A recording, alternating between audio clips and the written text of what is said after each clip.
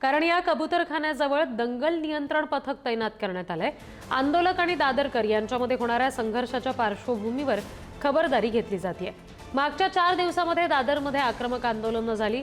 कोर्टाच्या मनाईनंतरही आंदोलकांकडून खाद्य देण्याचे प्रकार झाले। कबूतरांना खाद्य न देण्याचे ट्रस्टकडून फलक लावले गेलेले आहेत। मात्र तरीही आंदोलक आक्रमक आहेत आणि त्यामुळे आता दंगल नियंत्रण पथक या ठिकाणी तैनात करावं लागलेलं आहे।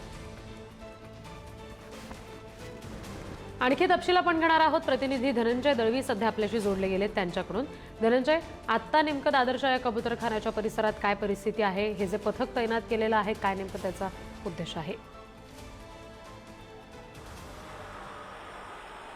रिद्धिम, कबुतरांना त्यांचं दाना पाणी किंवा अन्न पाणी देण्यासाठी उच्च न्यायालयाने बंदी कायम ठेवलेली असताना सुद्धा काही जणांनी, जर आपण पाहिलं तर काल एका इसमाने आपल्या गाडीच्या छतावर एक कबुतरांना दाणे जे आहेत ते दिल्याचं पाहायला मिळालं आणि या सगळ्या संदर्भात पोलिसांनी कारवाई सुद्धा केली, त्याची गाडी सुद्धा जप्त केली। मात्र तरी देखील जे प्राणीप्रेमी आहेत ते वारंवार प्रयत्न करतायत या ठिकाणी कबुतरांना अन्न पाणी देण्याचा प्रयत्न करतात। आणि असं असताना आता बॅनर जो आहे तो स्वतः दादर कबूतरखाना ट्रस्टकडून या ठिकाणी लावण्यात आलेला आणि त्यामध्ये स्पष्ट लिहिलंय की न्यायालयाने दिलेल्या जी हे आहे त्याची अंमलबजावणी जी आहे ती केली गेली पाहिजे। त्याच्या कायद्याचं पालन जे आहे ते प्रत्येकाकडून केलं गेलं पाहिजे अशी तिथे हा बॅनर लावण्यात आलेला आणि विनंती जी आहे ती या ठिकाणी करण्यात आलेली आपल्याला पाहायला मिळते। मात्र याच पार्श्वभूमीवर आपण जर पाहिलं